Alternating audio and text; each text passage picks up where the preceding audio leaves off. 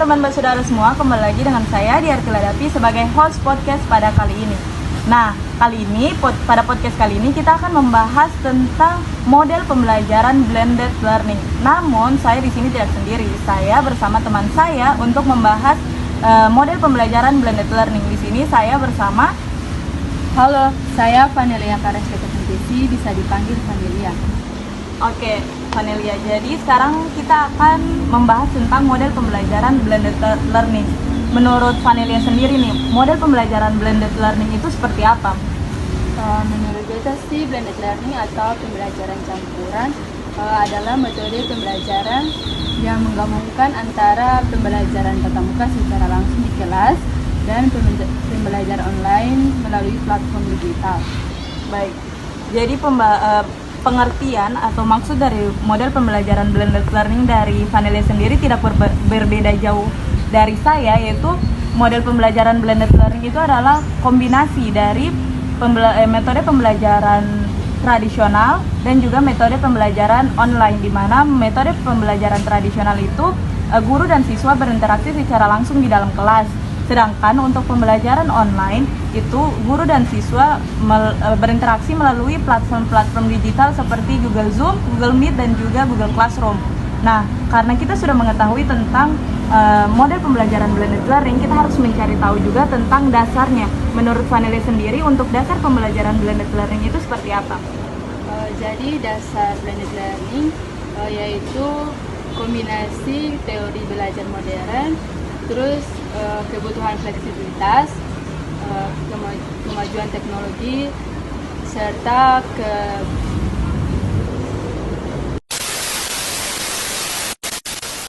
Jadi dasar dari blended learning yaitu kombinasi teori belajar modern, terus kebutuhan fleksibilitas, kemajuan teknologi, serta kebijakan pendidikan yang mendukung integrasi antara pembelajaran daring dan pembelajaran tatap muka. Oke, baik, di sini menurut sumber bacaan yang saya baca, ada 3 prinsip utama juga dalam dasar pembelajaran blended learning ini, yaitu yang pertama adalah pembelajaran tatap muka, yang kedua adalah pembelajaran online, dan juga kemandirian siswa, di mana nantinya ini kemandirian siswa ini kan pastinya blended learning berpusat kepada siswa. Nantinya melalui blended learning ini siswa diharapkan untuk dapat mengambil peran aktif dalam proses pembelajaran, yang nantinya di masa depan siswa dapat menggunakan kelebihan-kelebihan atau manfaat dari blended learning ini untuk memajukan pendidikan di Indonesia. Selanjutnya, di sini kita akan membahas tentang tantangan dari proses pembelajaran blended learning. Adapun tantangan-tantangan yang dapat disebutkan oleh Vanelia itu apa saja sih? Jadi yang pertama itu ada tantangan akses dan teknologi terbatas, di mana pastikan tidak semua siswa punya perangkat dan teknologi atau internet. Dan yang kedua, kurangnya disiplin belajar. Siswa pasti sulit mengatur waktu dan fokus saat belajar online. Yang ketiga, keterampilan digital guru terbatas dan tidak guru siap dengan teknologi. Yang keempat, kurangnya interaksi langsung, di mana interaksi sosial dan emosional berkurang. Dan terakhir, infrastruktur sekolah belum memadai, di mana tidak semua sekolah siap mendukung sistem campuran. Oke, tantangannya juga banyak ya, tapi yang perlu kalian ketahui adapun kelebihan-kelebihan dari proses pembelajaran blended learning, yaitu seperti yang tadi sempat disebutkan tentang fleksibilitas waktu. Nah, di sini fleksibilitas waktu yang dimaksudkan adalah fleksibilitas waktu antara guru dan murid.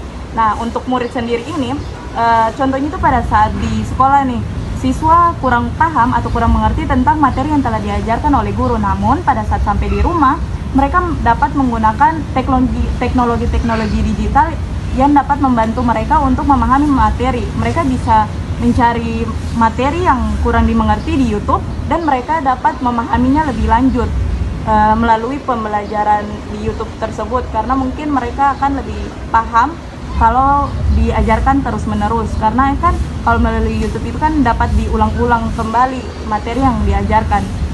Selain tantangan ini, kita akan membahas tentang lingkungan pembelajaran yang efektif. Untuk lingkungan pembelajaran efektif itu menurut panelis seperti apa?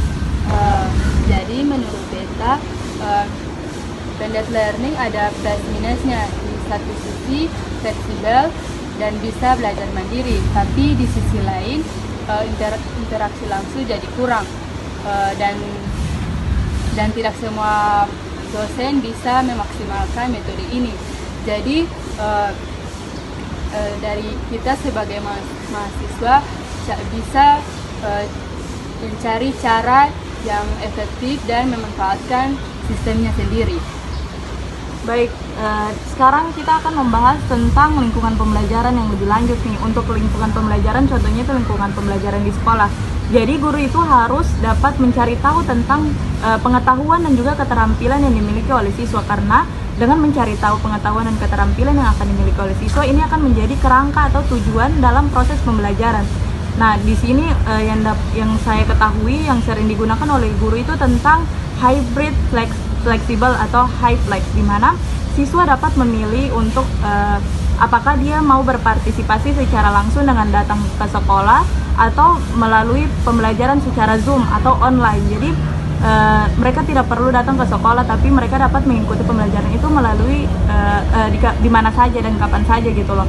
Nah, untuk untuk pembelajarannya juga itu mereka dapat menggali-gali informasi, seperti contoh pembelajarannya itu materinya itu tentang matematika. Jadi sebelum guru masuk, mereka dapat mencari tahu tentang pembelajaran matematika itu, atau sesudah guru masuk mereka dapat mencari tahu juga materinya, sehingga mereka lebih paham gitu loh.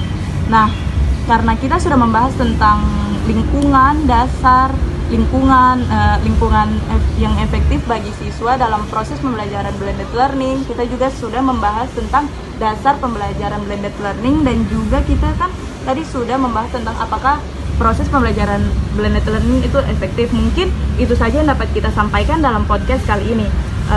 Saya dan teman saya mengucapkan terima kasih karena telah menonton video ini, dan semoga video ini dapat bermanfaat bagi siapapun yang menontonnya. Terima kasih, dadah.